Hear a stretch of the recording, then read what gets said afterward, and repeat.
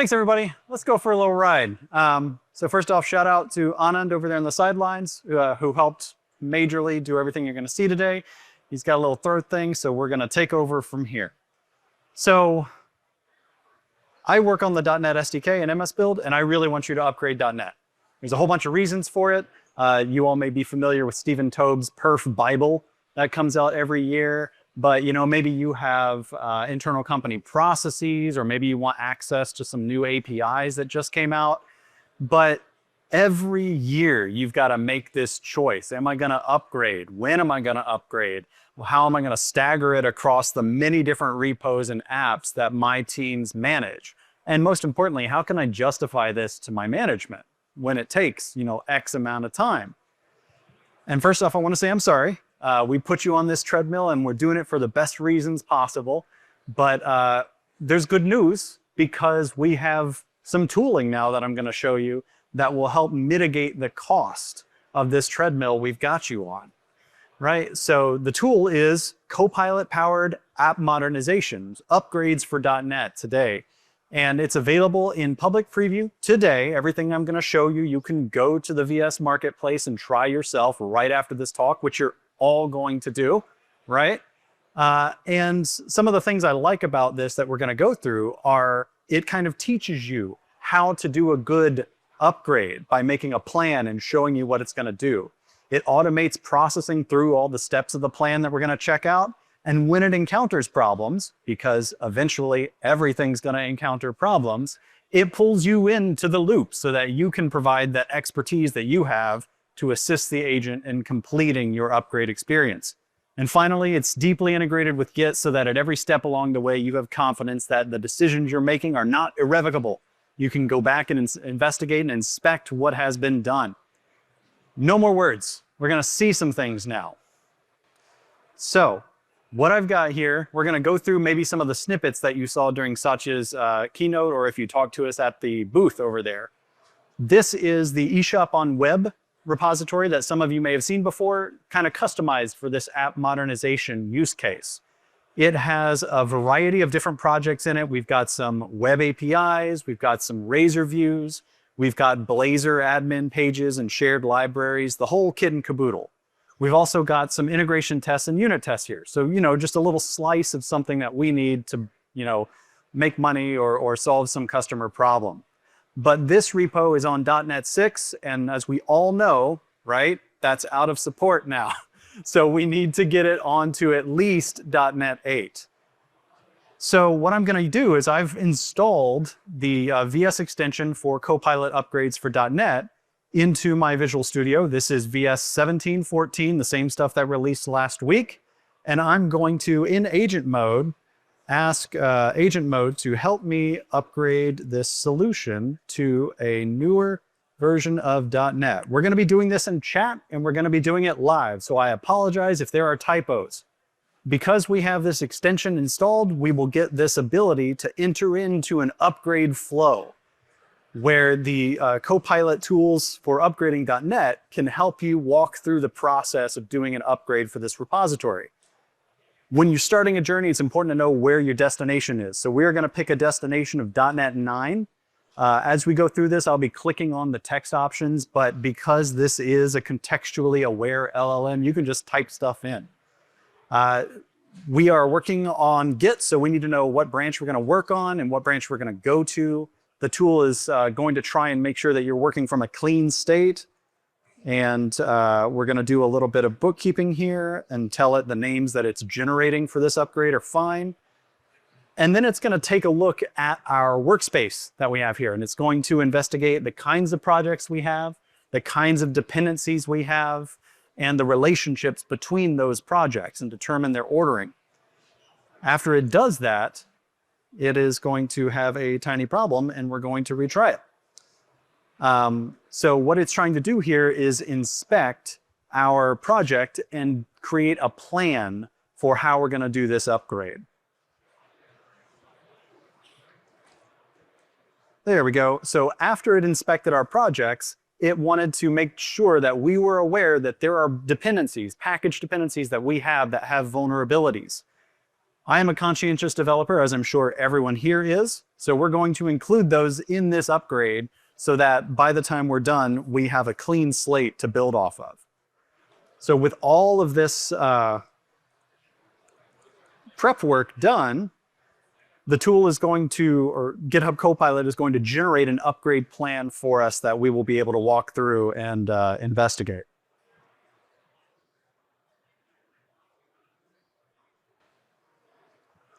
It's thinking, there we go. All right, so here is our plan. And when VS previews it, what you'll see is a step-by-step list of items that need to be tackled in order. There are upgrades of the individual projects. There are tests to run to validate that the upgrade is complete. And there are some inventories of the packages that we're going to upgrade for this effort, in addition to brief explanations of why we're doing this. This preview is Markdown, which means that you can change things. You can come in here and say, remove a project, or upgrade to this version of a package that we're using. It's totally editable. Some of the things that you do will be super well supported, right? So if you remove a project from the upgrade graph, we're right there with you. If you change versions of the packages that you want to upgrade, we're right there too. But some of the things that you might do, we might not have direct support for. So try things, let us know what you find. We want to make this tool as flexible and capable and tuned to you as it can be. But I'm happy with what I see here, so I'm going to go ahead and continue with the upgrade.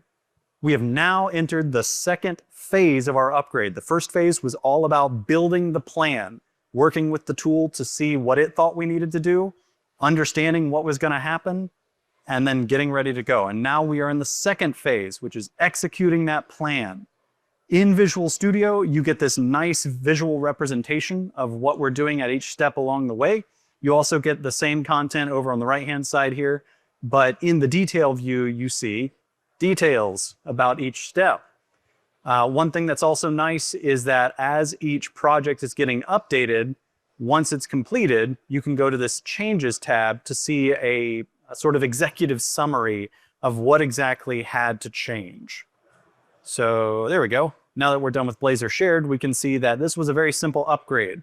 Only one project file change was necessary to make, and so as a result, only one commit happened, right? These are the easy ones. These are the exception, not the norm. So as we continue along the rest of the upgrade, the thing I really like about this is you get live understanding of what the tool is doing. So as you encounter maybe breaking API changes in the .NET runtime, you will see the tool attempt to mitigate those, right? As you see it hit the first round of build errors, you will see it then attempt to analyze those errors and log what it's thinking as it is trying to solve those errors, right? And at any point, you can always go back to the Changes tab and see what commits happened. So if you are ever curious about anything that happened, that's your Rosetta Stone to go figure out. So I like to keep an eye on this time up here. So far, we're 4 projects through in a little over a minute. This is pretty good progress. But I suspect either the Blazor admin or the web project are going to hide some secrets, or are hiding some secrets that we're going to have to work on together. And by that, I mean there are going to be some errors we're going to see. It wouldn't be a good demo unless I showed you failure cases too, right? Everybody's suspicious when everything's green all the way across. So the web project is very complex. It has authentication dependencies, it has serialization dependencies, and these are areas that are often subject to change. We have a problem in here. So when you hit this error mode, the tool will sort of kick you into a context in your conversation that helps you figure out what's going on. So between the error list for the web project and asking Copilot contextual information about the error, we can find that this is the root cause. The HTML sanitizer package that we have has had a change between the versions, and we had to update our versions because that was one of the packages that was marked as having a security vulnerability, right? So at this point, we can fix the issue ourselves. We can use Copilot to fix the issue. I'm going to short circuit it, and tell you that the problem was a missing namespace. So once we fix this, we can then say, I've fixed the issue. Please continue the upgrade. And this is where the real magic of the tool comes in. When you have to enter into these user in the loop modes, the tool will investigate what you've done. And it will learn what your fix was and apply it to similar situations that it finds in the future. So if you are upgrading a sort of multi-project repository that has lots of shared dependencies or shared access or usage patterns, fixing them in one project can often yield dividends further down the line. All of this learning is local to your machine. That's not going anywhere. It's not leaking out anywhere. It's staying with you. And you can, one thing I haven't mentioned is you can pause this upgrade, close VS, go home for the day, and come back and pick up where you left off. So we're trying to strike a nice balance between helping you out and really, really, really respecting your privacy and your intellectual property. So we've continued past the problematic web project and we're down into the unit test in the public API. I'll let you in on a secret. There's another one of those errors in the public API. It gets fixed automatically, because that's the whole point of setting up both errors. But as we sort of fire through these last projects, we're sitting at about 2.5 minutes of active time here. When we are done upgrading, we'll run the tests, right? So this is a typical pattern you might expect when you do an upgrade.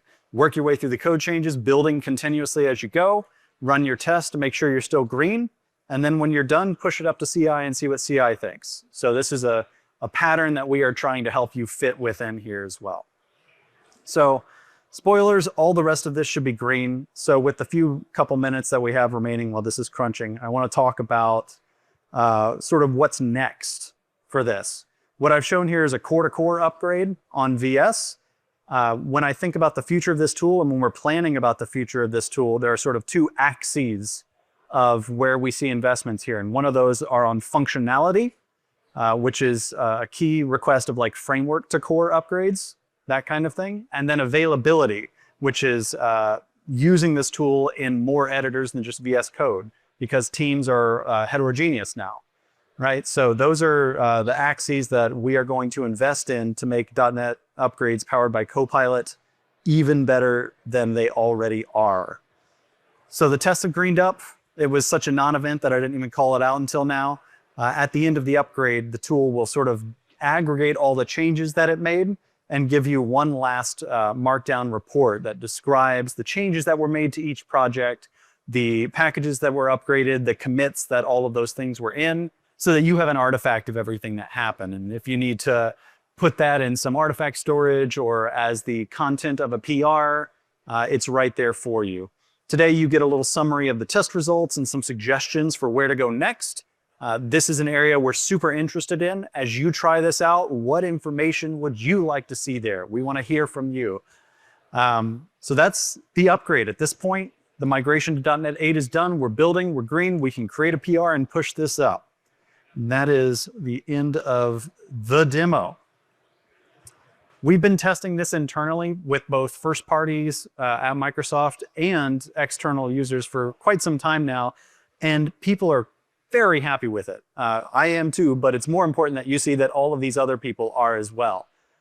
Our goal here is not necessarily 100% success. Even in the simplest demo I just showed, there were still occasions where I had to make a manual change. What we want to do here is make the process of upgrades cheaper overall. If we can get you 80% of the way there, that's a huge win, right? If we can get you 100%, that's great, but I'm trying to be slightly realistic here, right? So these third parties have been rolling it out across their product teams, and universally, it has accelerated their upgrades, right? It turns that yearly release from something to be feared into something to be embraced. And that is exactly the kind of behavior that we want. Today, we are public preview. You can go to the VS Marketplace, download this, install it, and we would love for you to do that.